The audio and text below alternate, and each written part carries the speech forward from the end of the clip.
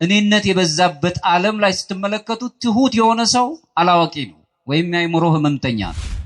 ዝም ሲሉ የልብ ጸጥታ እናገኛለን። በዚህ በኦርቶዶክሳዊ መንፈሳዊ ትምህርት ውስጥ የምናየው በኦርቶዶክሳዊ በግሪክኛው የሚነሳው ሄዚኪያ ወይም ሄዚኪያዚዝም የሚባል ሄዚኪያ ማለት ውስጣዊ ሰላም ጸጥታ ማለት ነው። የአእምሮ መረጋጋትን ገንዘብ ማድረግ ማለት ነው። በልብ ጸጥታ ውስጥ መኖር ማለት ነው። ወይም ደግሞ ንጹህ ጸሎት የምትባላለች መጀመሪያዎቹ ዘመን ላይ የነበሩ ሐዋርያን አበው የሚሏት የአእምሮ ጸሎት ወይም የልብ ጸጥታ ጸሎት ይሏታል። ምንም ቃላት ሳይናገሩ የምትጸልዩት ጸሎት ወይም ደግሞ አጭር የክርስቶስ ጸሎት ይሏታል። ኪሪየ ለይሶ አቤቱ ይቅር በለኝ። አራቱ ባህሪያት ይስማሟታል ቤተክርስቲያን። ቅድስት ናት፣ አሐቲ ናት፣ አንዲት ናት፣ በሁሉ ለሁሉ ያለች ናት፣ ኮለንታዊት ናት ወይም ዓለም አቀፋዊት ናት፣ ሐዋርያዊት ናት፣ ሐዋርያትን ፍኖት ተከትላ የምትሄድ ናት። በዚህ ጸባይ አራቱ ባህሪያት ከአራቱ ባህሪያት ውስጥ አንዱን ባህሪያት ያነሳች ቤተክርስቲያን ዘክርስቶስ አትባልም። በትዕቢት የሚኖር ሰው ትሁት የሆነን ሰው አያገኘውም። ምናልባት ለጊዜው ስልጣኑን አይቶ ጎንበስ ሊልለት ይችላል፣ ግን ፍጹም ትሕትና አይደለም። በዛ ውስጥ ሊገለጽ አይችልም። አባ ይስሐቅ ሶርያዊው ሲናገር ምን ይላል? አንተ ከራስ ጋር ታረቅ ይላል። ከራስ ጋር ከውስጥ ጋር ሰላምን ፍጠር፣ ሰማይና ምድር ካንተ ጋር መታረቅ ይጀምራሉ ይላል። ከኔ ጋር ናችሁ? ቅዱስ ዮሐንስ አፈወርቅ ሲናገር ምን ይላል? ትዕቢት የገሃነመ እናት ናት፣ ትሕትና ግን የሰማይ እናት ናትና ይህችን ያዛት ይላል። ከኔ ጋር ናችሁ? ትዕቢት የገሃነመ እናት ናት። ትዕቢት ግን በራሱ ትሕትና ግን ፍጹም ለሆነ የሰማያዊ ልዕልና የምናገኝባት ወደ ሱታፊ አምላክ የምታቀርባን ስለሆነች እሷን አግኛት እያለ ታላቁ አባታችን ይነግረናል። እዚሁ ቃሉ ላይ ሲያስረዳን ትዕቢት ለማንኛውም መንፈሳዊ ነገር እንቅፋት ሆኖ ነው የምናየው። ሁሉም ዘንድ የሚነበብ የተሸፈነ ኃጢአት አለ፣ ግን የኛ ሳይሆን የሌሎቹ ነው የሚታየን። ስለዚህ ግፎች የሚበዙት ለዚህ ነው። የራስህን ኃጢአት ተመልከት። አሁን ትልቅ ችግር የገጠመን ራስን በመውደድ ራስ ወዳድ የሚባል ቃላት እንሰማለን። ሰው ራሱን እየወደደ አይደለም ያለው፣ ለራሱ ጥቅም ብቻ ነው የቆመ ያለው። እኔ ብቻ ላግኝ፣ እኔ ብቻ ልብላ ልጠጣ፣ እኔ ብቻ ልኑር የሚል ቅዠት ውስጥ ነው ያለው። በጣም በሚደንቅ ሁኔታ ሰው ሆኖ ተፈጥሮ ማነህ ተብሎ የሚጠየቅበት ዘመን ላይ ነው ያለነው። ሰው ነው፣ ሰውን ማነህ ተብሎ አይጠየቅም። ሰው መሆኑ ብቻ በቂ ነው። ለዚህም ነው በአምስተኛው ክፍለ ዘመን የተነሳው ታላቁ የቤተክርስቲያን አባት ቅዱስ ዮሐንስ አፈወርቅ ሲናገር አንተ ለድሃው ስትሰጠው ጎጡን፣ ጾታውን፣ ሌላው ይቅርና ሃይማኖቱን ብላ አትስጠው፣ ዝም ብለህ ስለ ክርስቶስ ስጠው። ሰውነት ነው የነገሰው እዚህ ውስጥ። ያለፉትን አባቶች፣ ወንድሞች፣ እህቶች፣ ሕፃናትን ሳይቀር በሰማዕትነት ስንመለከት እንጽናናለን። ለምን? የበረታው የሆነ አምላካቸው ዘንድ ሊሄዱት። በስመ አብ ወወልድ ወመንፈስ ቅዱስ አሐዱ አምላክ አሜን። ኦ እግዚእ ኢየሱስ ክርስቶስ ወልደ እግዚአብሔር ሕያው ከሰት አየንተ አልባቢነ ወአብርሃ አየንተ ህሊናነ ከመ ንለቡ አንብቦ መጻሕፍቲከ። አረጋዊ መንፈሳዊ አምላካችን እግዚአብሔር የእግዚአብሔር አብ ልጅ ቃል እግዚአብሔርን በምንሰማበት ጊዜ ቃል እግዚአብሔርን በምናነብበት ጊዜ አይነ ልቦናችንን ግለጥልን፣ አይነ ህሊናችንንም አብራልን። አሜን። አይትቱ እንከ እርሳክሙ ታሕተ እዴሁ ለእግዚአብሔር ጽንዕት ከመ ያዕልክሙ። እግዚአብሔር ቤተሰቦች ምዕመናን፣ እናንተ በሁላችሁም እናቶች፣ ህፃናት፣ አረጋውያን፣ አባቶች እንደምን አረፈዳችሁ። ቸርነት የባህሪ የሆነ አምላካችን እግዚአብሔር ለዚህ ሰዓት ስላደረሰን ስሙ የተመሰገነ ይሁን። ሰዓሊተ ምሕረት ምዕራገ ጸሎት እመቤታችን ጣዕሟን በልቦናችን ፍቅሯን በልቦናችን ጣዕሟን በአንደበታችን ላይ ታሳድርብን። እንደ እግዚአብሔር ፈቃድ ባለው ደቂቃ ለመነጋገር የምንሞክራቸው ነገሮች በተወሰነ መልኩ በዚህ ቀን በአዘቦቱ ቀን ከሚነበቡት የቅዱስ ጴጥሮስ መልእክታት መካከል ውስጥ የምናያቸው የመጀመሪያው ጴጥሮስ ምዕራፍ 5 ከቁጥር 6 ላይ ያለውን ኃይለ ቃል ቅድም የተናገርኩትን በዛ ላይ መሰረት አድርገን ለማየት እንሞክራለን። ትምህርታዊ ነገር እንጂ ስብከታዊ ነገር እንዳልሆነ እንድትረዱልኝ ይፈልጋለሁ። ከኔ ጋር ናችሁ? ስለዚህ ምናልባት ወደ ራሳችሁ እንድትወስዱት የኦርቶዶክስ እሳቤውን እንድታውቁ ይሄ ኦርቶዶክሳዊ ማንነት የሚባል አለ። ኦርቶዶክሳዊ ቅኝት አለን እና በዛ ውስጥ የምንኖርበት እንድታስቡት እንግዲህ በጊዜው ከፍ እንዲያደርጋችሁ ከከበረው ወይም ከበታችሁ ካለው ከበረታውና ሁሉን ነገር ማድረግ ከሚችለው ከእግዚአብሔር እጅ በታች ራሳችሁን አዋርዱ፣ ዝቅ ዝቅም አድርጉ። ይህንን ከቅዱስ ጴጥሮስ መልእክት ላይ የመጀመሪያው ጴጥሮስ መልእክት ምዕራፍ 5 ከቁጥር 6 ላይ የምናገኘው ኃይለ ቃል ነው። ይህንን ኃይለ ቃል መሰረት አድርገን ለመነጋገር እንሞክራለን። ቃሉ ምንድነው የሚናገረው? ለማን ነው የሚለው? ለምን ለኛስ የሚለውን ነገር አብራችሁ እንድታዩልኝ ነው። ስለዚህ እንደ ርዕስ ሊሆን የሚችለው ነገር የትህትና መሰላል ወይም ሰዋስው እስከ እግዚአብሔር መንግስት የሚያደርግ ሱታፊ አምላክ የሚለው ሊሆን ይችላል። ሱታፊ አምላክ ምክንያቱም ኦርቶዶክሳዊ ትምህርት ህሳቤ ወይም ራሱን በግሪክኛው ፍሮኔማ ተብሎ የሚጠራው እግዚአብሔርን ወደ መምሰል የምንቀርብበት በአማልክት ዘበጸጋ የሚያሰኘንን ወደ እግዚአብሔር እኛ ሰዎች ሆነን ተፈጥረን ክቡራንን ንዑዳንን ወደ እግዚአብሔር የምንሄድበትን ጥበብ እናገኘው አንዱ መንገድ የሥነ ምግባር መንገዶች አንዱ ትህትናን ነው። ራሳችሁን በሱ ከበታች አድርጋችሁ ዝቅ አድርጋችሁ አዋርዱ ነው እንደሚለን ዝቅ አድርጉት እያለ የሚነግረን እናያለን። ከቅዱሳት መጻሕፍት ውስጥ በጣም ከሚመሰገኑ በጎ ምግባራት ከሚባሉ አንዱ ወይም እነዚህ አበይት ስነ ምግባራት ከሚባሉት ውስጥ በነገረ መለኮት ጥናት ውስጥ ካሉት አንዱ ትህትና ነው። ዝቅ ማድረግ ወይም በግሪክኛው ኬኖሲስ የሚሉትን ራስን ዝቅ ማድረግ፣ ባዶ ማድረግ። ራሱ ክርስቶስ እኛን ሆኖ የመላእክትን ባህሪ አልነሳም፣ ነገር ግን ራሱን ባዶ አደረገ ነው የሚለን ቅዱስ ጳውሎስ ሲነግረንና ዝቅ ማለትን መልመድ እንድንችል ዛሬው መልእክቴን ያስረዳናል። የጥሶስ ሰዎች በነገረ ድህነት ውስጥ እንዴት መመላለስ እንዳለባቸው የሚነግረን ነው። ኦርቶዶክሳዊ ተዋሕዶ ቤተክርስቲያን ውስጥ እንደምንማረው ትህትና የብዙ ነገሮች ሁሉ ቁልፍ መሰረት ነው። ትሁት የሆነ ሰው ዓለም አይወደውም፣ አይፈልገውም። ምክንያቱም ዓለም ለሱ የተዘጋጀ አይደለም። ብዙ ጊዜ ትዝርት ያለበት ትዕቢት የሚነገርበት ነው ያለው። ከዛ የተነሳ ብዙ ግፍ ይደርስባቸዋል ትሑታን ክርስቲያኖች። ብዙ መከራ ውስጥ ይኖራሉ። ነገር ግን ከትህትናው ወጥተን በኃይል እንድናስብ ያስገድዱናል።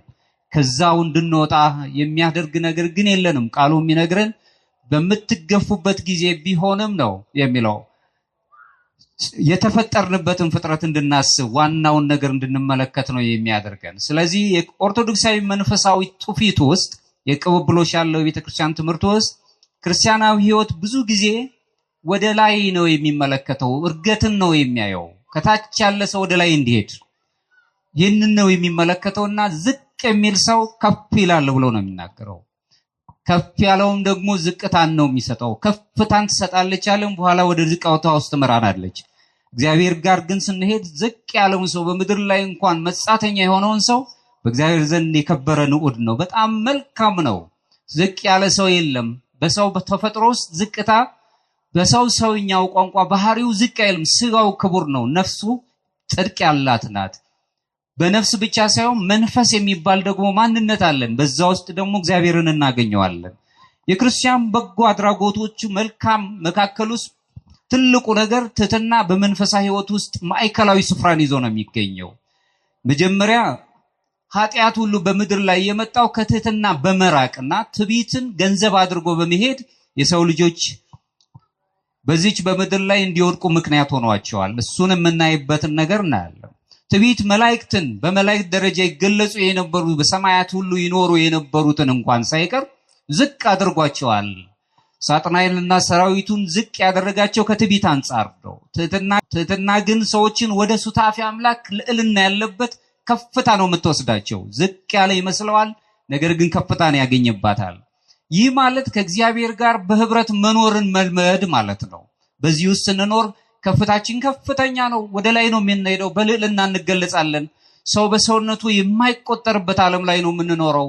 ሰዎች አብዛኛውን ጊዜ ትመለከቱ እንደሆነ አይደለም በአገራችን በሌላውም ዓለም ላይ ብትመለከቱ ሰው ሆነን ተፈጥረን የሚያምር ልዕልናን አግኝተን ተፈጥረን በወንዝ የሚቆጠር ማንነት ተሰጥቶን ለመሞት በጣም እየጣርን ያለው ተቸግረን ያለነው። በዚህ ውስጥ ስለምንኖር ስቃያችን የበረታ ነው። ይህንን ስንመለከት ትዕቢት በራሱ መላእክትን ማዋረድ ከቻለ በዓለም ላይ ያለው የትዕቢት የትዕዝርት ቋንቋዎች ምንጊዜም ሲያዋርዱን ነው የሚኖሩት። ቅዱስ ጴጥሮስ ይህንን ትዕቢትን የሚመስል ነገር ትተን በእግዚአብሔር እቅፈታ ሁሉም በሚችለው አምላክ ዘንድ ዝቅ በሉ እያለ ነው የሚነግረን። ሊቃውንቱ ሲናገሩ አንድ ቃል አላቸው። የበላይን ማክበር ትክክል ነው ይላሉ። አቻን ወይም እኩያን ማክበር ደግሞ ተገቢ ነው። የበታችን ማገልገል ግን አምላክነት ነው ይላሉ። ከኔ ጋር ናቸው? ዝቅ ብሎ ያገለገለንን አምላክ ማለት ሳንወደው የወደደንን አምላክ ዝቅታ ያለበትን ነገር መርጦ እኛን ከፍ ለማድረግ አሳረገን። ያው ቅዱስ ባስልዮስ የተባለው የቤተክርስቲያን ታላቅ አባት ሲናገር ያልተዋሃደውን አላሳረገውም ነው የሚለው። እኛን ስለሆነ ስጋችንን ስለለበሰ ክርስቶስ እኛኑ ራሱ አሳረገን። ልባችን ሰማያዊ እንዲሆን አደረገን። በአብ ቀኝ ተቀምጦ አዳም በትዕቢት ይፈልጋት የነበረችው አምላክነት በሱታፌ አምላክነት ወይም በጸጋ አማልክት ዘበጸጋ የሚያሰኘውን ማዕረግ አግኝቶ አዳም ከኛ እንዳንዱ ሆነ የሚለውን ትርጉም ወይም ደግሞ ትንቢት እንዲፈጸም አደረገን። ክብራችን ልዕልናችን ሱታፌ አምላክ ማግኘት ነው፣ ከፍታ ነው። በምድር ላይ እንደው ችግር ደርሶብን እንድንኖር አይደለም እግዚአብሔር የፈጠረን።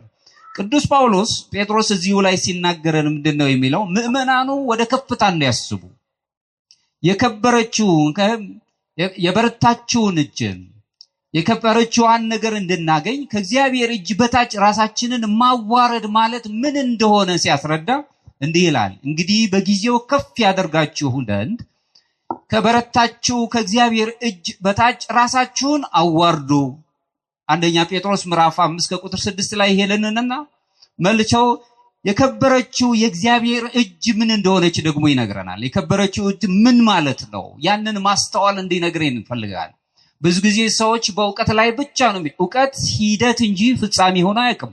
አዋቂነትን አይደለም ቤተክርስቲያን እውቀት አያስፈልግም ሳይሆን አዋቂነት አይደለም ፍጻሜያችን፣ መንፈሳዊነት ወይም ቅድስናን አግኝቶ መኖር ነው። በቅዱስ መጽሐፍ ውስጥ የበረታችው የእግዚአብሔር እጅ ተብላ የተገለጸችውን የሚነግረው መለኮታዊ ኃይሉ የእግዚአብሔር መለኮታዊ ኃይል ሰው በምድር ላይ ሲሰቃይ የእግዚአብሔር መለኮታዊ ኃይሉ ያጽናናዋል። በሞት ጥላ ውስጥ እንኳን ስንወርቅ እሱ በህይወት ይገልጠናል። ሞታችንን ስለሞተልንና በትንሣኤው ስለገደለልን ህይወት እናገኛለን። በሰማዕትነት የሚወድቁትን ወገኖቻችንን እነሱን ስንመለከት ሌላ ኃይል የለንም። ኃይላችን መለኮታዊ ስልጣን የሆነ የእግዚአብሔር የበረታ እጁ ናት። እሱን እናያለን። ሌላው ጥባቆቱ ነው። ሁልጊዜ ይጠብቀናል። ኃጢአት ውስጥ እንኳን ሆነን እኛን ስለሚነፍቀን ስለሚወደን ይጠብቀናል። በኃጢአት እንደ ዓለም ከሆነ ግን ይጠለናል። በኃጢአት ውስጥ እንኳን ሆነን በበደል ውስጥ እንኳን ሆነን ይፈልገናል። ከበደል እንድንወጣ ይጠብቀናል። አምላካችን አጋዥ ነው። አምላካችን ሲደክመን ያነሳናል፣ ስንወርቅ እንነሳለን። ለዚህም ነው እንግዲህ ሁልጊዜ በወደኩበት ቤት መቼም በዓለም ላይ አግኝቼ ኖሬ ደስ ብሎኝ ከመኖር ይልቅ በእግዚአብሔር ቤት እጣል ዘንድ መረጥኩ ነው የሚለው ቅዱስ ዳዊት ሲናገር። በእግዚአብሔር ቤት ቢወድቁ ማግኘት ስላለ ቢያጡም ደግሞ የሚፈልጉት ነገር ተሟልቶ ስለሚገኝ ሁልጊዜ ከእግዚአብሔር ጋር መኖርን እንመርጣለን። እሱ ብቻም አይደለም፣ የበረታችው የእግዚአብሔር እጅ በሕዝቡ መካከል መከራ እንኳን ሲሆን የማዳን ስራውን ይያያል። በጣም ሐዘኖች ሲበዙ፣ ጭንቀቶች ሲኖሩ፣ በእያንዳንዱ ቤት ስቃዮች ሲኖሩ እንኳን እግዚአብሔር ሁልጊዜ የበረታ እጁን ይልክልናል። ስለዚህ እንጽናናለን። ሌላ ኃይል የለንም። በዚህ ህይወት ውስጥ እንኖራለን። ሙሴን እንኳን ብናየው ለምሳሌ ሲናገር ምን ይላል? እስራኤላውያንን ሲያሳስባቸው ጌታ አምላክህም ከዚህ በበረታ እጅ እንዳወጣህም አስብ እያለን በበረታ እጅ ከመከራ የሚያወጣው የሰው ኃይል አይደለም። ከመከራ የሚያወጣን የኛ ጥበብ ዕውቀት አይደለም። ሁሉን ማድረግ የሚችል የፍቅር አምላክ የደሃ አባት የሆነ አምላካችን ኃይሉን ሲልክልን ከምንጨነቅበት ነገር ያወጣናል። የበረታ የእግዚአብሔር የጥበቃው እንክብካቤ የበረታ እጅ ተብሎ ተገልጿል። በፈጠረው ፍጥረትና በእኛና በፍጥረታቱ መካከል ልዩ የሆነ ግንኙነት እንዲኖረን፣ ኃላፊነት እንዲሰማን ጥበቃ ይኖረናል፣ እንክብካቤ ያደርግልናል። ሌላው እግዚአብሔር ሁላችንንም በፍቅር ተግሳጹ ይጎበኘናል። ልጆቹ ስለሆነን ይወደናል፣ ያፈቅረናል፣ መጽናናትን ይሰጣናል። ዓለም ግን የሚያስጨንቀን ነው፣ አለቀልን ነው የሚለን። እግዚአብሔር ጊዜ አለው፣ በጊዜው ነው ሁሉን ነገር የሚሰጠን። የእግዚአብሔር ጥበቃው በፈተናዎችና በመከራዎች አሁን በምንሰማቸው ጆሮን ጭው በሚያደርጉ ነገሮች እንኳን ሳለን ሁልጊዜ በሚያስደንቅ ጥበቃው ይጎበኘናል፣ ያጽናናናል። ጊዜዎቹ ለጊዜው እንሰጠዋለን። የእግዚአብሔር ስልጣን ራሱ ፍጹም ስልጣን ያለው እግዚአብሔር ነው። በእኛ ህይወት ላይ ያለው ስልጣን እግዚአብሔር ነው። በሁሉም ነገራችን ላይ እግዚአብሔርን መመልከት እንድንችል የበረታውን የእግዚአብሔር እጅ ብሎ ተገለጸ። በሆነው ዘመን ላይ በመጀመሪያ ክፍለ ዘመን እስከ ሁለተኛ ክፍለ ዘመን የነበረው ቅዱስ ኢግናቲዮስ ወይም አግናጢዮስ የሚባለው ምጥው ለአንበሳ ተብሎ የተገለጸው አባት በሮም በነበሩት ጭፍሮች እጅ ወድቆ በመከራ ውስጥ እያሳደዱ ከአንጾኪያ ወደ ሮም ከወሰዱት በኋላ ከኔ ጋር ናችሁ? ያን ጊዜ የእግዚአብሔር እጅ ከሱ ጋር እንዳለች ሲመለከት በሮም የነበሩት ክርስቲያኖች ይህ ደግ አባት በእነዚህ ጨካኞች እጅ እንደወደቀ ሲመለከቱ መማለጃ ሰጥተው ሊያስመልጡት ወደዱ።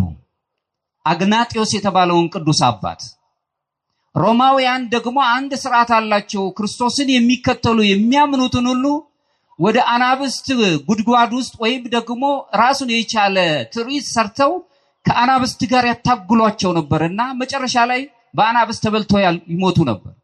አግናጢዮስ ምጥው ለአንበሳ የተሰጠው እሱ ነበር ዕጣው።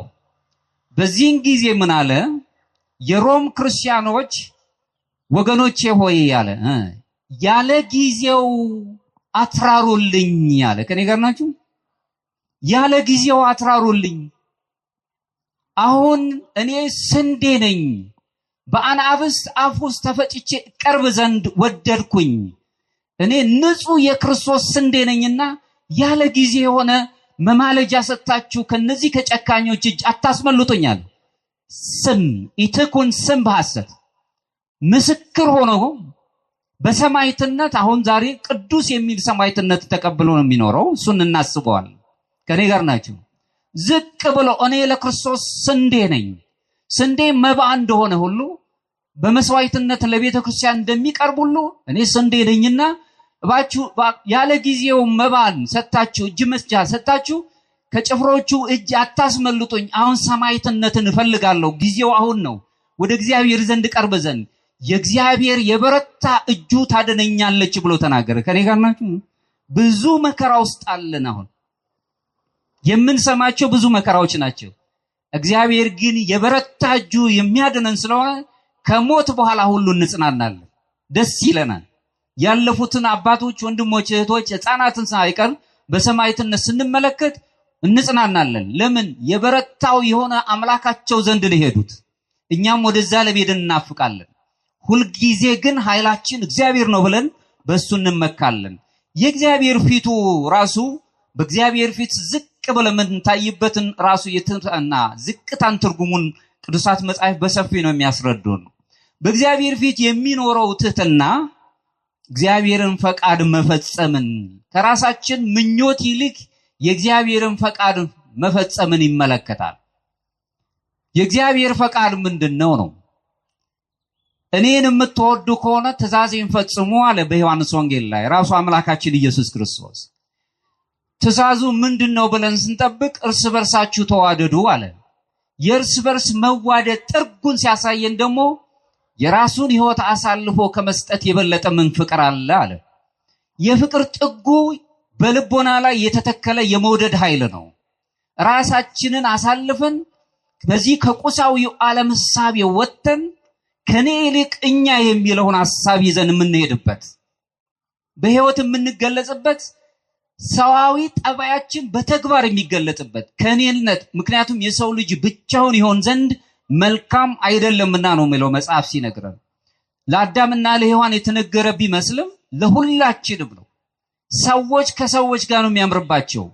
አንዱ ባንዱ መጽሔት ነው መስታወት ነው መኖር የሚችለው። በምድር ላለው ለማንኛውም ሰው ሰውነቱ ገዝፎ የሚታየን ከሆነ አሁንም ወደ እግዚአብሔር የበረታ ክንዱ እጁ ስር እንደወደቀን ወደ ልልና እንቀርባለን። የሱን ፈቃድ እናስባለን። እግዚአብሔር ፈቃድ ራሳችሁን አሳልፋችሁ ስጡ ነው የሚለን። አፍቅር ቢጸከ ከመ ነፍስከ፣ ራስን በምትወድበት የመውደድ ቋንቋ ሌላን ወገንህን ውደደው ነው ያለው። መውደድ፣ ለራስ ፍቅር ማድላት። ሰው ራሱን የሚወድ ከሆነ ተፈጥሮውን ያከብራል፣ ፍጥረታትን ይወዳል። አሁን ትልቅ ችግር የገጠመን ራስን በመውደድ ራስ ወዳድ የሚባል ቃላትን እንሰማለን።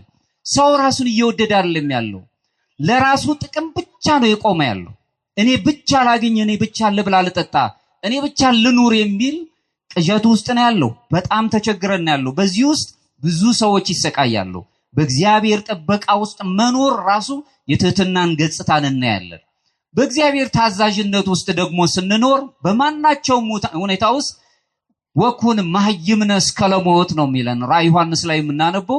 እስከ ሞት እስከ ህቅታ ድረስ የመጨረሻው ትንፋሽ ድረስ የታመንኩን ለህሊናችን ታማኝ መሆን፣ ለምናደርገው ነገር ታማኝ። ሰዎች ያዩልናል ብለን አይደለም፣ ላስተማረን ላኖረን ሳይማር ላስተማረው ማህበረሰብ ታማኝ መሆን። እመኒ ወእመኒ አልቦ ያዕቆብ የሚነግረን ይሄን ነው። እውነቱን እውነት ሐሰቱን ሐሰት ማለት መልመድ። ምክንያቱም ብዙ ጊዜ እውነት በመናገር ዓለም ላይ ስቃይ አለ። ውሸቶች ተደርበው እውነቶች ሆነዋል። የውሸት እንደውም እውነት በራሱ አማናዊት ሳትሆን አንጻራዊት ናት። በአንድ መንደር እውነት ያለው በሌላ መንደር ሐሰት ሆና ትቀርባለች። በእግዚአብሔር ዘንድ በኦርቶዶክሳዊት እይታ ውስጥ ያለች ቤተክርስቲያን ግን እውነት አንጻራዊት ናት፣ አትሸራረፍም። ምክንያቱም እግዚአብሔር እውነት ስለሆነ እሱም ብላ ነው የምታምነው። ስለዚህ ኢትሚጥ ፍትሐ ነዳይ ወኢተአምጽ በፍትሕ ነው የሚለን መጽሐፋችን ሲነግረን። ፍርድም አታጓድ፣ ድሃውንም አትበድል፣ እውነቱን እውነት ሐሰቱን ሐሰት በል ነው የሚለን መጽሐፍ ሲነግረን።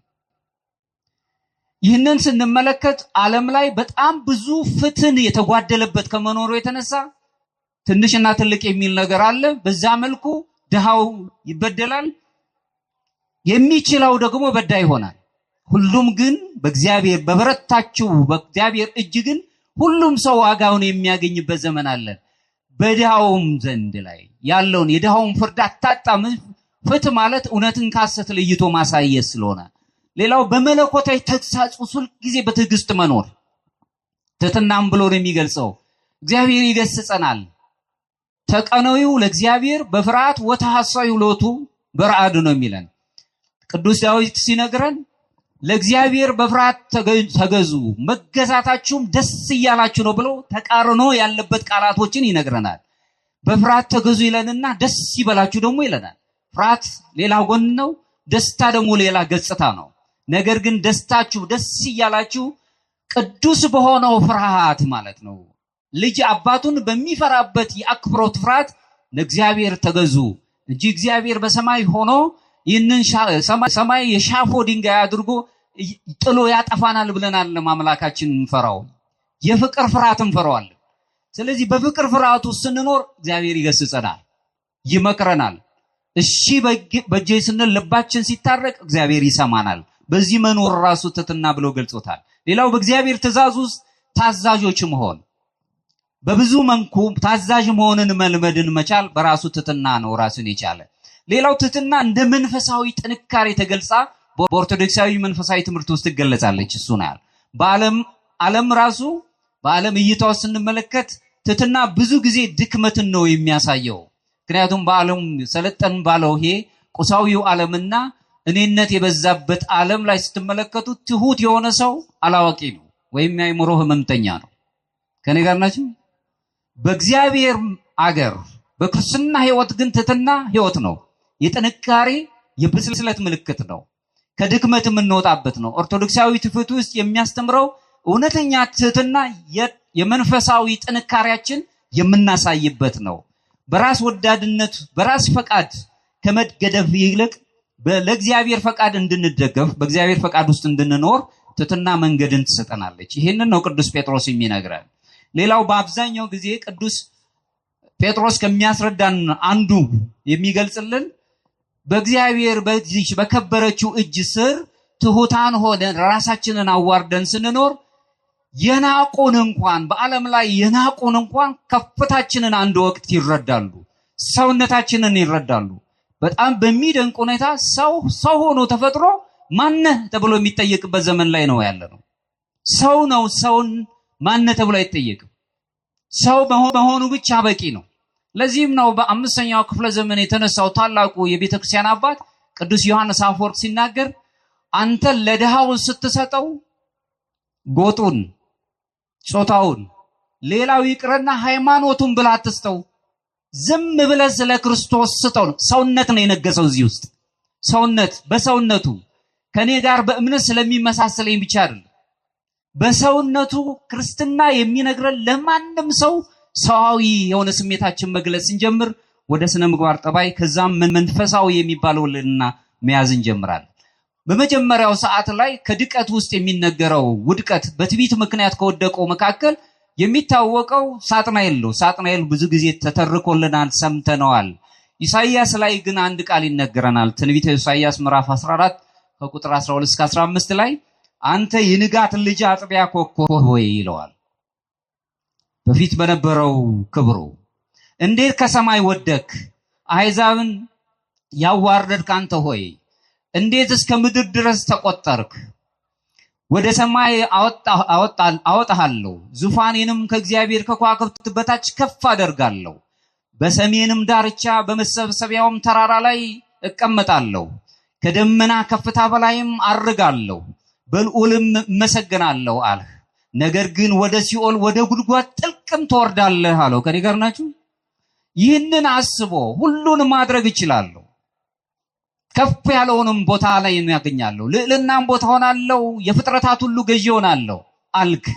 ግን ይህ አልተሳካልም። ከፍታን በትዕቢት ስትመርጥ ያገኘኸው ግን ሲኦል የሚባለው ድቀት ነው ብሎ ነው ይነግረናል። ስለዚህ ከፍታን በምድር ላይ ስንፈልግ አግባብነት ባለው መልኩ ከሌለ የሚጠብቀን ይሄ መሆኑን እንረዳለን። ቅዱሳት አባቶች ሐዋርያት አበው በአንድ ድምፅ የሚስማሙበት እዚህ ላይ ያንን ብሩህ መልአክ የነበረው ወደ ጋኔንነት ነው የተቀየረው። ሳጥናኤል ፍጹም የሆነው በትዕቢቱ ምክንያት የወደቀበትን ትዕቢት ምን ያህል እንደምታዋርድ እናያለን።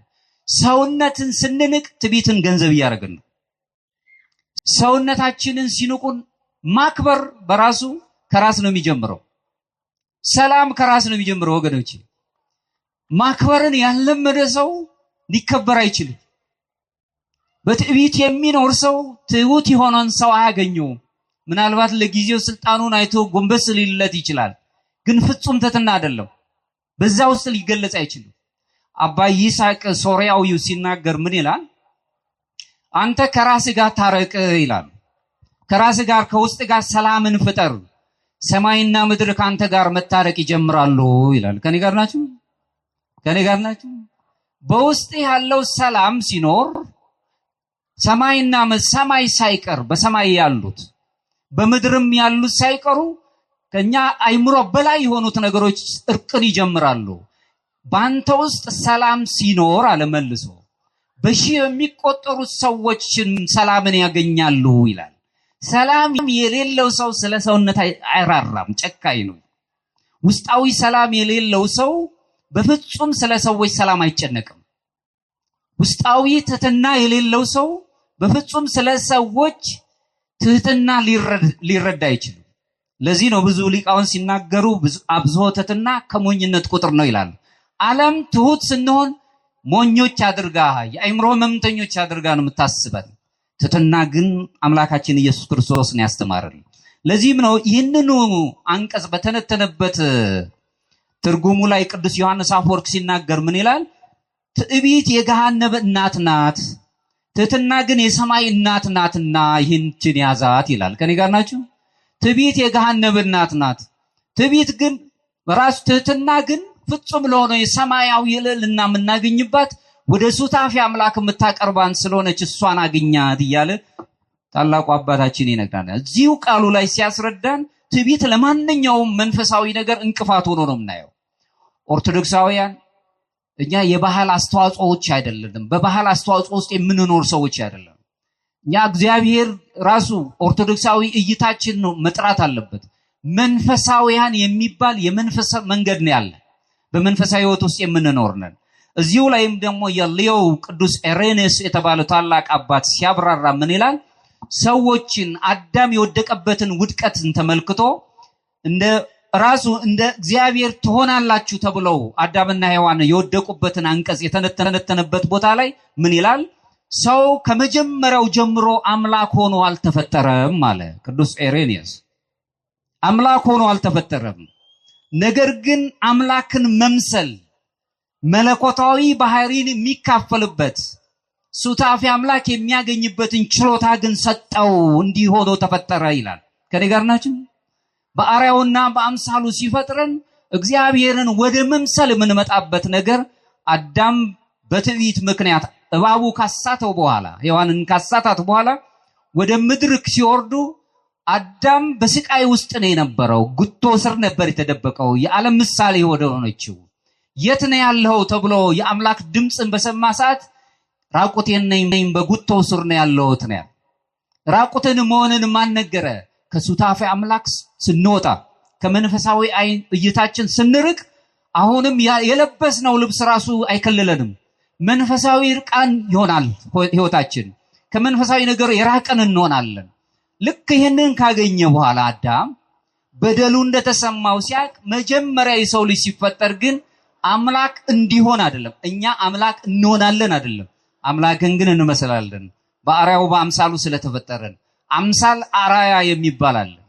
አሁን በጥምቀት አዳም ከወደቀ በኋላ በጥምቀት ያ የደበዘዘው ልጅነታችን ተመለሰልንና የሥላሴ ልጅነት አገኘን። አሁን የሥላሴ ልጅነት አለን። የሚቀረን ግን እግዚአብሔርን መምሰል ነው። እሱ ደግሞ በጥረት እግዚአብሔር በረዳን የእግዚአብሔር ጸጋን ይዘን ከኛ ጋር ባለን መንፈሳዊ አገልግሎትና የምስጢራት የቤተክርስቲያን ተካፋይነት ወደዛ እንቀርባለን። ሱታፊ አምላክ የምንለው ቴዎሲስ በግሪክኛው ብለን የምናነሳው ይሄንን ነው። ቅዱስ ኢሬኔስ የሚያነሳው ይሄንን ነው። እንግዲህ በዚህ ምክንያት ወደ ነገረ ድህነት ታሪክ ውስጥ እንሄዳለን። የዳንበትን ህይወት እናያለን። በሌላው መልኩ ግን ፍጹም ትህትናን ከአምላካችን ነው የተማርነው። ከሱ ስለተማርን የትህትና ፍጹም ምሳሌ ተብሎ የተገለጸ አምላካችን ኢየሱስ ክርስቶስ ነው።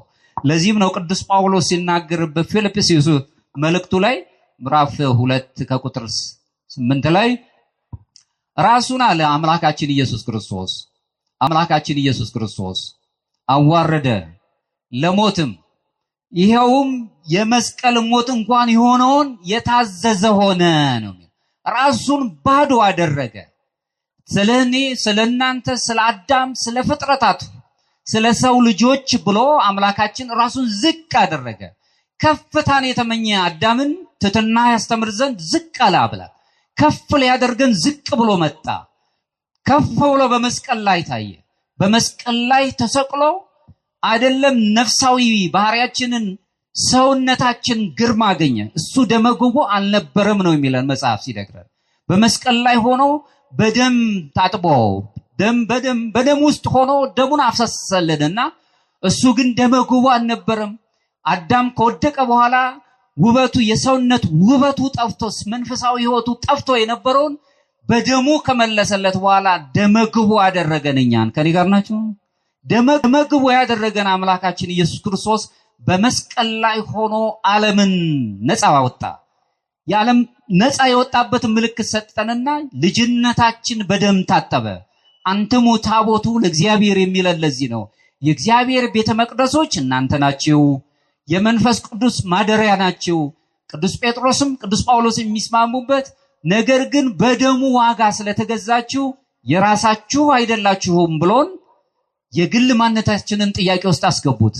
በግል ማንነቱ ውስጥ ጥያቄ ውስጥ ሆነን እያለን ገና እሱ መልስ ሳያገኝ እንዴት ነው የሰው ልጅ በወል ማንነት ስቃይ ውስጥ የሚገባው?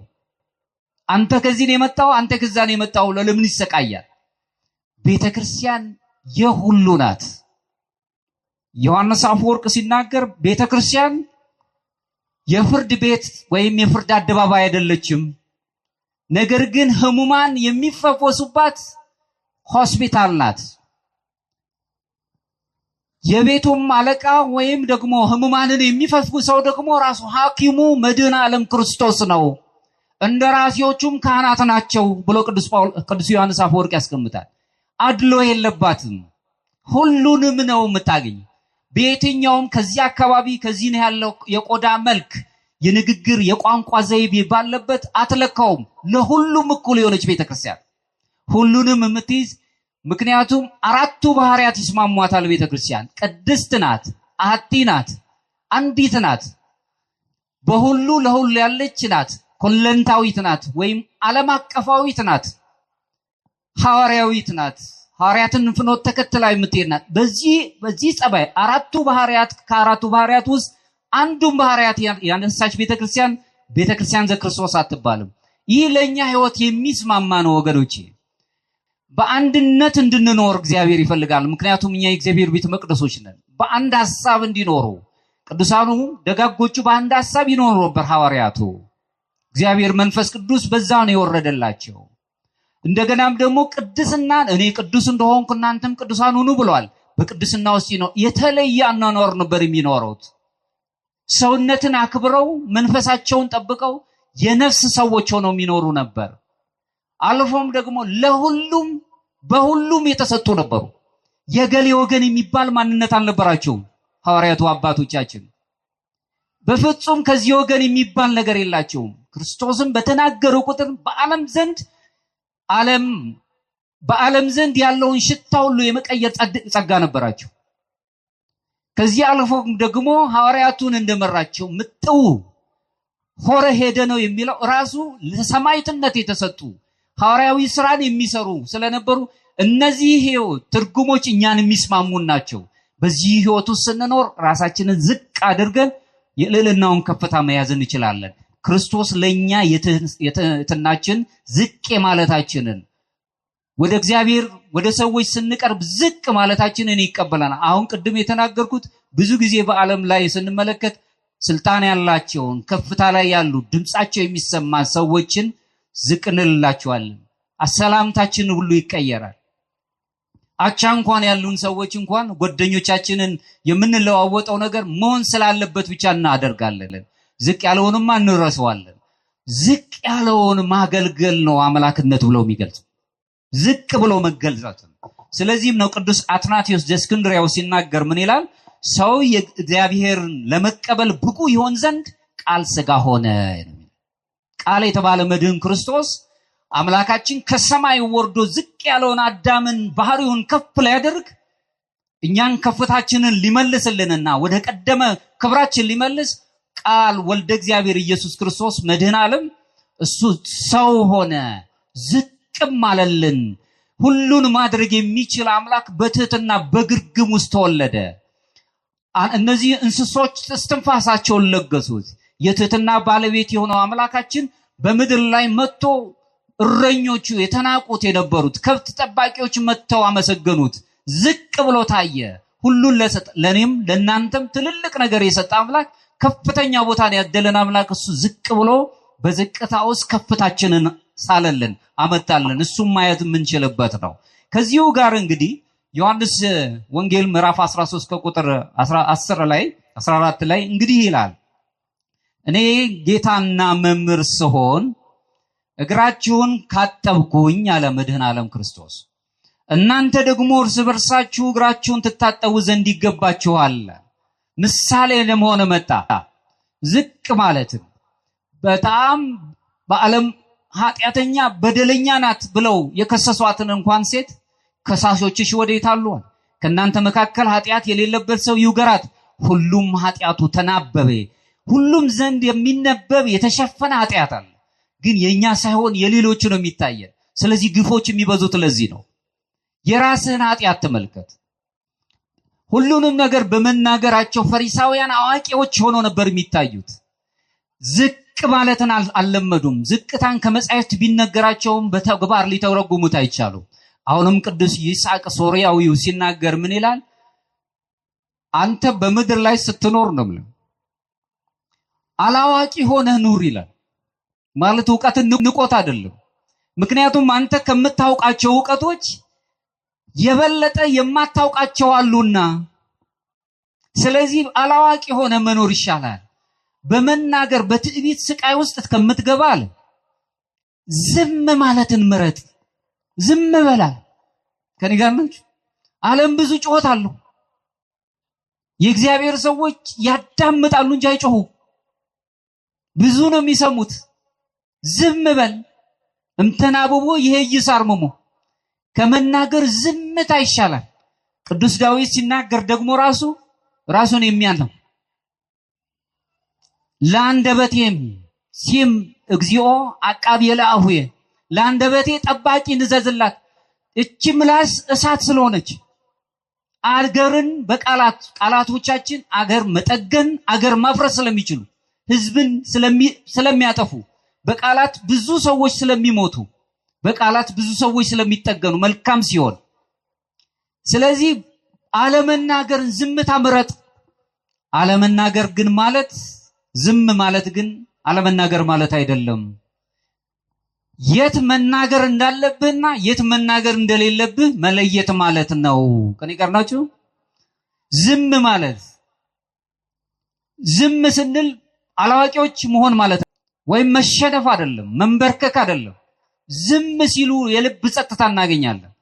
በዚህ በኦርቶዶክሳዊ መንፈሳዊ ትምህርት ውስጥ የምናየው በኦርቶዶክሳዊ በግሪክኛው የሚነሳው ሄዚኪያ ወይም ሄዚኪያዚዝም የሚባል ሄዚኪያ ማለት ውስጣዊ ሰላም ጸጥታ ማለት ነው። የአይምሮ መረጋጋትን ገንዘብ ማድረግ ማለት ነው። በልብ ጸጥታ ውስጥ መኖር ማለት ነው። ወይም ደግሞ ንጹህ ጸሎት የምትባላለች መጀመሪያዎቹ ዘመን ላይ የነበሩ ሐዋርያን አበው የሚሏት የአይምሮ ጸሎት ወይም የልብ ጸጥታ ጸሎት ይሏታል።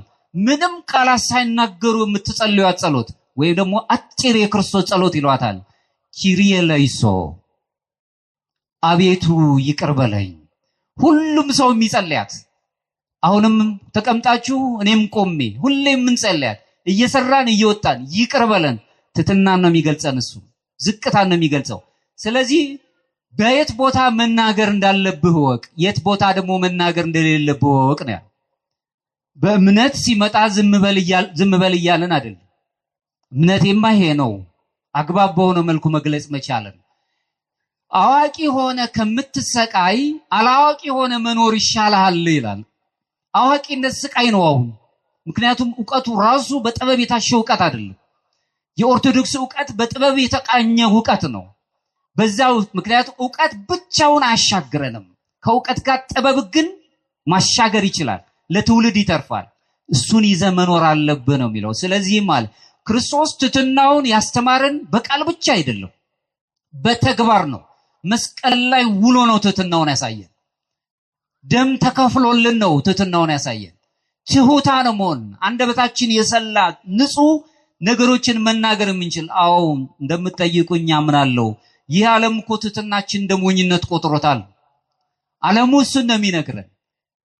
በሞኝነት ብዙ ሰማዕትነት ሞኞች ናቸው የተባሉ ሰማዕትነት ብዙ ደም ፈሷል፣ ወደ እሳት ተጥለዋል፣ በመጋዝ ተጠልቷል። አንድም ቃል ግን ከእግዚአብሔር ከኃይሉ ከእጁ በረከት ወደ ኋላ አላሉ። ትሁት የሆነውን ሰብዕናቸውን ያሳዩት። እንደውም ቅዱስ በዚህ በዮሐንስ ወንጌላዊው መምህር በነበረበት ጊዜ ያለው ፖሊካርፕ የተባለው ታላቅ አባት የዮሐንስ ወንጌላዊው ደቀ መዝሙር ነው። 86 ዓመት ሆኖት ሳለ በዘመኑ የተነሱት አላውያን እጅ ውስጥ ወደቀና ፍርድ ቤት ቀረበ። በፍርድ አደባባይ ሆኖ አንተ እድሜ ገፋ ሽማግሌ ነህ፣ እድሜውን ምክንያት አደረጉት። ስለዚህ ራስህን አድን፣ ክርስቶስን ካድና ሙት አሉት፣ ወይም ነፃ ሁን አሉት። ከኔ ጋር ናችሁ? ክርስቶስን ካድን። ቅዱስ ፖሊካርፕ የተናገረው የትህትና ቃል ግን ምን አለ? እኔ 86 ዓመት ሙሉ አምላኬን አገለገልኩት፣ እሱም አልበደለኝም። እንዴት ዛሬ አምላኬን ሰድበዋለሁ አለ። መካድ ስድብ ነው። ከኔ ጋር ናችሁ? አምላካችንን ስንክድ እየሰደብነው ነው። ኃጢአት አይሰረይም ነው የሚለው። መንፈስ ቅዱስን የሰደበ ኃጢአቱ አይሰረይም። እንዴት አምላኬን እሰድበዋለሁ? ዘመኔም አልቋል። ምን ያህል ዘመን እንድኖር ነው? ስለዚህ አምላኬን አላስቀይመውም። ዘመን ሙሉ አገልግየዋለሁ። አሁን የመጣውን ነገር ለመቀበል ዝግጁ ነኝ አለ። ትሁት ሆኖ ራሱን ገለጸ። ከሚያጠፉት ከሚበድሉት ጋር አልታገለም። ይሁን ባካችሁ ትንሽ ልቆይ አላለም። መቆየት የሚችልበትን ትንሽ መላ ሰጥተውት ነበር። የለም በዚህ ውስጥ አልገለጥም። እሱን ሳገለግል ለነበርኩት ራሱ ወደሱ ዘንድ ነው የሚሄደው። አልሰደበውም አምላኬን አለ። የቅዱሱን በረከት ከኛ ጋር ያሳድርብን። እግዚአብሔርን ስናከብር ራሱ የጥበብ ቃላቶች ሁሉ ይሰጡናል። በልግስና ውስጥ መኖርን እንጀምራለን። ከእግዚአብሔር ጋር መኖርን እንግዲህ እኔ ጌታና መምህር ስሆን እግራችሁን እንዳጠብኩ እናንተም ደግሞ ለሌሎቻችሁ። አሁን እሱ ብቻ አይደለም። በኦሪቱ ትመለከቱ እንደሆነ ቃየል አቤል ገሎ ሲመጣ ወንድሙን አቤልን ገሎ ሲመለስ የአቤል ደም ስትጮህ ወንድምህ ቃየል የት አለ አለው። የአቤል የወንድሜ ጠባቂ ነኝ ብሎ መለሰ። ብዙ የአቤል ደሞች ነው በዓለም ላይ የሚጮሁት። ብዙ ኃላፊነት አለብን በወገኖቻችን። ዛሬ አሁን ከመካከላችን ውስጥ ያሉ ብዙ የሰው ጆሮ የራባቸው ምግብ ላይሆን ይችላል። ከኪሳችን አውጥተን የምንሰጣው ነገር ላይሆን ይችላል።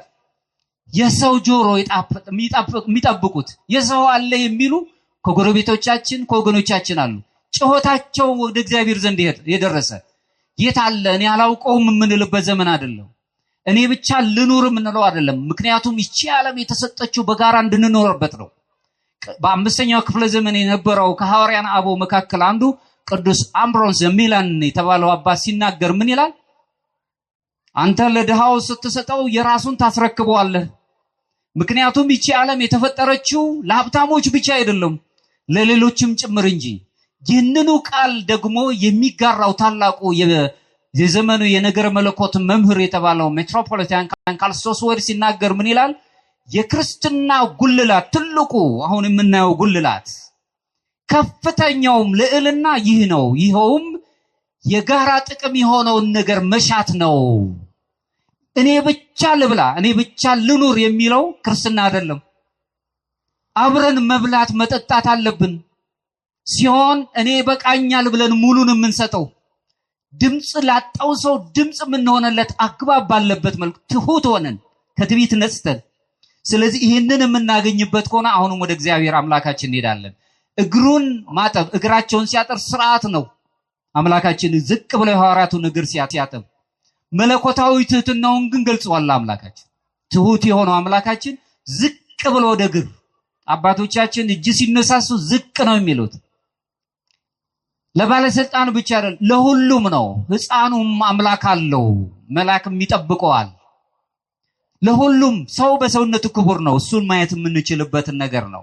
ሌላው የትህትናን ትልቅ መሰረት የምናነብባት የሰው ልጆች የትህትና ከፍታ ምሳሌ የምትሆነው የመድኃኔ ዓለም ክርስቶስ ቴዎቶኮስ ተብላ የተገለጸች ቅድስት ድንግል ማርያም ወላዲት አምላክ ናት። ባጭሩ ሰዓቴም ስለሌለ እሷም ስትጠየቅ መልአኩ ሲነግራት እንዴት ይሆንልኛል አንድ ብላቴና፣ ነገር ግን አለች እነሆ የጌታ ባሪያ እንደ ቃል ይሆንልኝ። ዝቅ ብላ አገልጋይ ነኝ እኔ፣ እንደ ቃል ይሁን ይደረግ፣ ይሄ ይሁን አለች።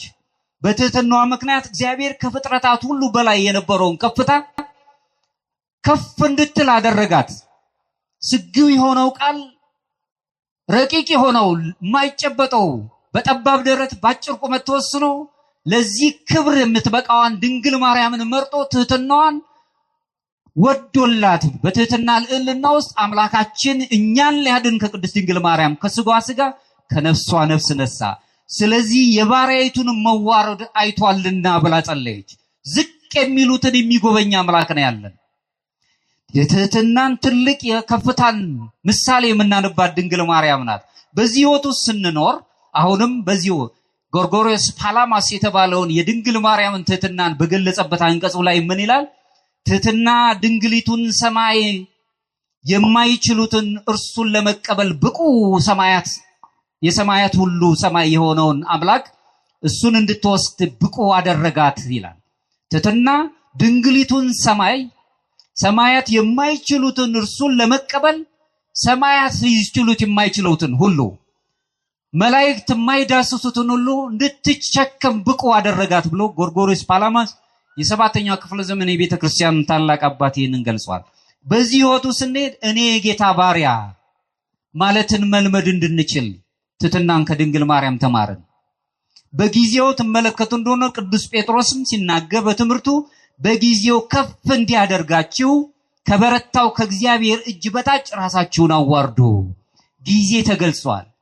በጊዜው ዝቅ እንዲያደርጋችሁ ወላዲተ አምላክ ትሕትናዋን ወደ ከፍታ እንድንመጣ ወላዲተ አምላክ የሚለው ልዩ የሆነውን ማንም የማይችለውን ለድንግል ማርያም ብቻ የተሰጠውን ክብር አግኝተን አምላካችንን እኛን ሆኖ ከኃጢአት በስተቀር እኛን ሆኖ ሁሉንም ነገር የኛን ግፍ ሁሉ ተቀብሎ ሰዎች አልወደዱትም፣ እሱ ወዶን እሱ በትሕትና ተገልጾ የሚያደርጉትን አያውቁምና ይቅር በላቸው ሁሉን በደል እየፈጸሙበት ዝቅ ብለን እሱን እንድንመስል ትምህርት አስተማረን። ከድንግል ማርያም የምንማረውም አንዱ ይሄ ነው። ትሕትና ኦርቶዶክሳዊ መንፈሳዊነት ላይ መሰረት ጥሎ ነው የሚሄደው።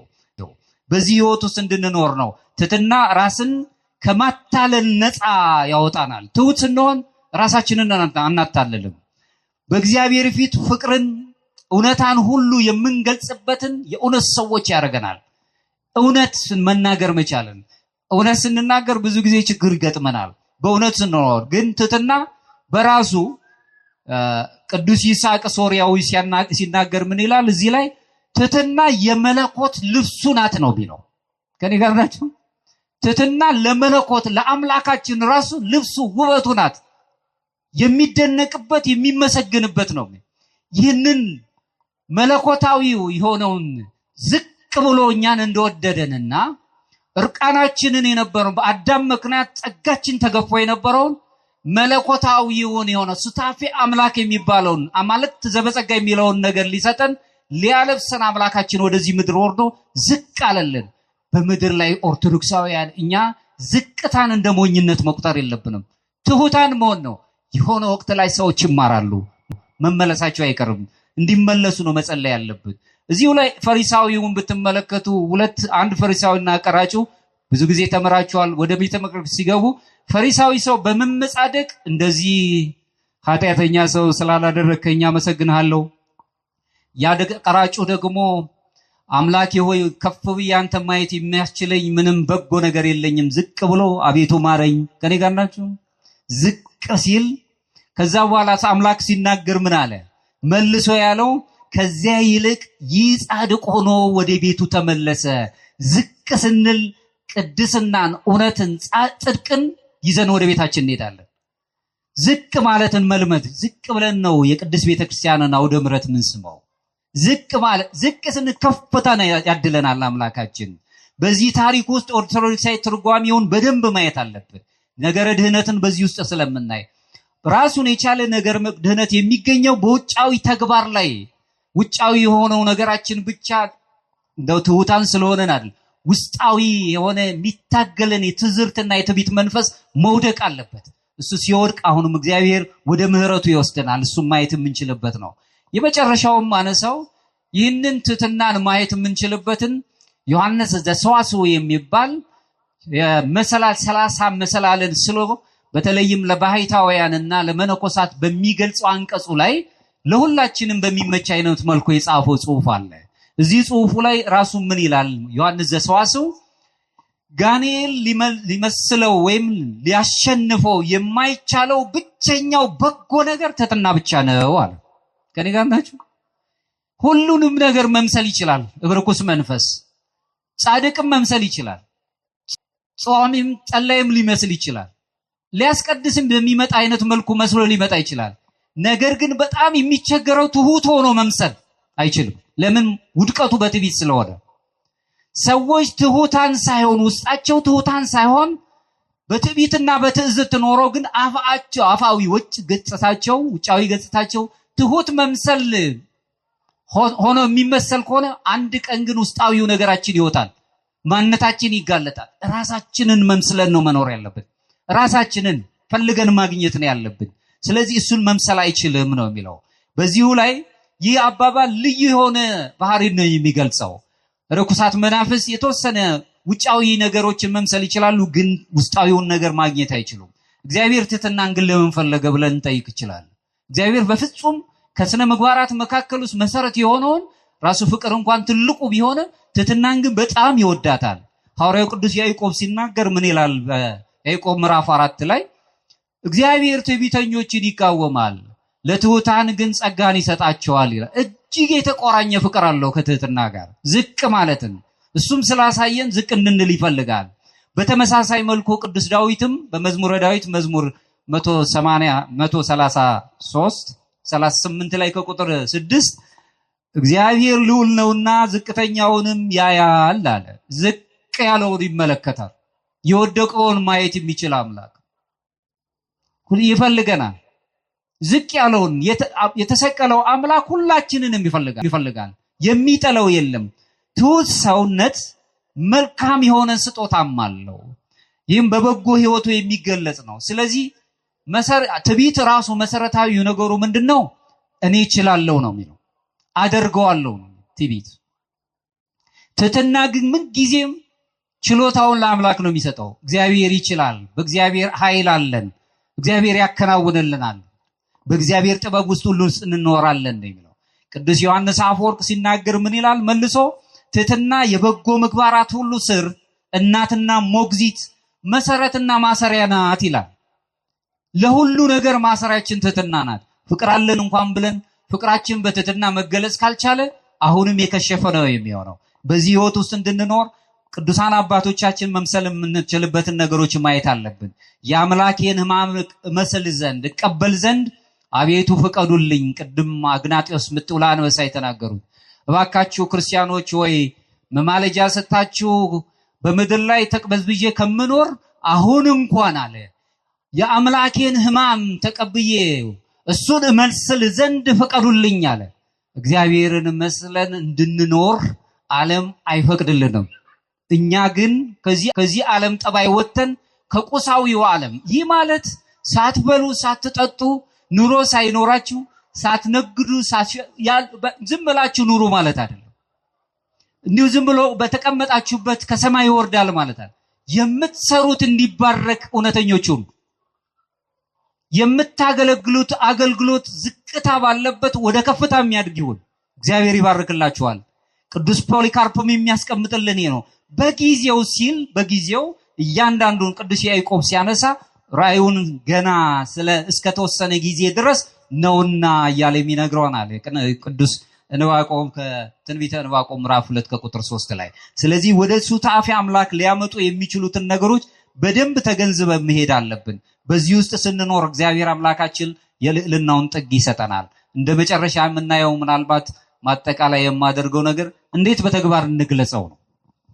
በትሕትናን አንደኛ ተግሳጽና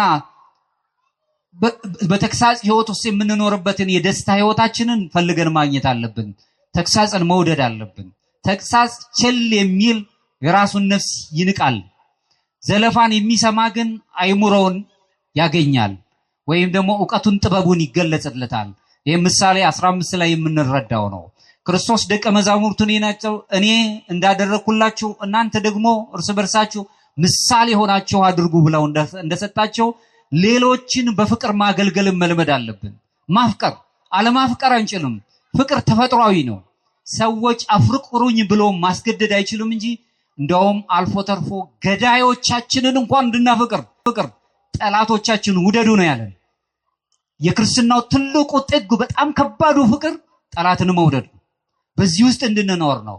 ክብር ለእግዚአብሔር መስጠት፣ ሰዎችን ማድነቅ ማክበር መልመድ አለብን።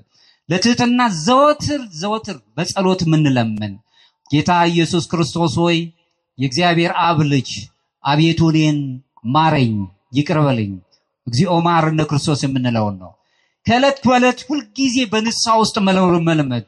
ቅዱስ መጽሐፍ ለምሳሌ ስናነሳው መጽሐፈ መነኮሳት ንስሐ ሰተሁ በተጸጋ እምድኅረ ጸጋ ነው የሚላት። ንስሐ ማለት በጥምቀት ካገኘናት በጥምቀት ያገኘነው ልጅነት ከሱ በኋላ የምናገኛት የይቅርታ በር ነው የሚላት አረቦናት ብሎ ነው የሚያስቀው። ይቅርታ የምናገኝባት ነው። ሞትን ማሰብ ብዙ ጊዜ ከብደናል። ሰው እንዴት ሞትን አስብ ይባላል? ጨለማ ይመስላል። ሞትን ማሰብ ግን ለክርስቲያኖች የልዕልና ጫፍ ነው። ሰው መሄዳችን አንቀር። መሞት ማለት ግን መጨረሻ መሆን ማለት አይደለም። ለክርስትና ሌላ ህይወት የምንኖርበት ጅማሮ ነው። ሰማያዊ ህይወታችንን የምንጀምርበት ነው። ሁሌ ሞት ስናስብ ግፍ ይቆማል። ሞት አለብኝ ስንል እጃችንን በሰዎች ላይ ማንሳት፣ ሰይፍ ማንሳት፣ ሰዎችን ደም ማፍሰስ እናቆማለን። ሰው ሞቱን ማሰብ ሲያቆም ነው ግፍ የሚፈጽመው። እኔ ብቻ ልኖር ብሎ በጥቃቅን ቁሳዊ ነገር ተጠምዶ አይምሮ ሲደነዝዝ ንጹህ የሆነውን ሰው ደግ የሆነችዋን እናት በማህፀኗ ሕፃን ልጅ ያለውን ማህፀኑ ውስጥ ያለውን ይሄንን በሰይፍ በስለት እንዲጠፋ ያደርጋል። ሞቱን የሚያስብ ሰው ግን ምንጊዜም ለሰው ልጅ ክብር አለው፣ በክብር እንዲገለጽ ያደርገዋል። ቅዱሳንን ህይወት ሁልጊዜ ማጥናት፣ ህይወት አድርጎ መኖር። ቅዱሳን በተግባር ላይ የዋለችው ትህትናቸው ፍጽምት ናት። የነሱ ህይወት ጸጋቸው እጅግ ረቂቅ ስለሆነ ሰዎችን ወደ ማድነቅ እንሄዳለን። ሰው መደናነቅን መልመድ አለብን። እሱ እኮ ብለን እንዲህ ያለው ግን ብለን ከምናፈርስ ሰዎች መልካም። አሁን ዘማሪው ሊቀ መዘምራን ሲዘምሩ ሰምታችኋል አይደል? ግልጽ ነው አይደል? ማድነቅን መልመድ አለብን። በሱ ውስጥ እግዚአብሔር ነው የምናደንቀው። ሰዎችን ስናገን የእጁን ስራ የሆኑትን ስናደንቅለት አምላካችን እሱን እያደነቅነው ነው። ስንዘምር በዝማሬ ውስጥ ጣዕመ ዜማውን ስንሰማ ቅዳሴውን ስናደንቅ ተሳትፎ ይኖረናል። ከእግዚአብሔር ጋር መኖር እንጀምራለን። ያን ጊዜ አድናቆታችን ከፍታ ይሆናል። ተራ የአፍ አድናቆት ብቻ አይደለም። እንዴት አድርጎ ዝማሬውን አቀረበው ወንድማችን ሊቀ መዘምራን ቴዎድሮስ። ከአንደበት ይወጣና ልባዊ እንድንሆን ያደርገናል። ዝቅ ማለትን እንማራለን። እሱን መያዝ አለብን። ሌላው በሚስጥራተ ቤተ ክርስቲያን ውስጥ ተሳታፊ መሆን አለ። ስጋውን ደሙን ተቀብለን ንስሐም ተቀብለን ወደ ጥምቀት ያመጣንን አምላክ ቅባ ሜሮን ያገኘንበት የታተምንበት ሱታፊ አምላክ ለማግኘት የምንሄድበት በንስሐ ውስጥ ስንኖር አሁን ልዕልናውን ከፍታውን ማግኘት እንጀምራለን። ወደ ከፍታው የሚያደርሰንን ዝቅ ማለትን ህይወትን ገንዘብ አድርገን በእርገት የገለጸን አምላካችን ወደ ከፍታው እንዲወስደን ከትዕቢት የነጻ ኦርቶዶክሳዊ ልቡና ሊኖረን ይገባል። በዚህ ውስጥ ዓለም ራሱ የሚነግረን ከፍ ማለትን ማግነንን ነው። ክርስቶስ የሚነግረን ግን ራሳችሁን ካዱ ባዶ አድርጉ ነው። ዓለም የሚነግረን ክብርን ፈልጉ ነው የሚለን። ክርስቶስ ግን ትሑታንን ሁኑ፣ ትሑትን ሆናችሁ ተገለጹ ነው የሚለን። ስለዚህ በትህትናው ስንገለጽ ህይወታችን የተቃኘ ይሆናል። እግዚአብሔር በእኛም ጋር ይኖራል።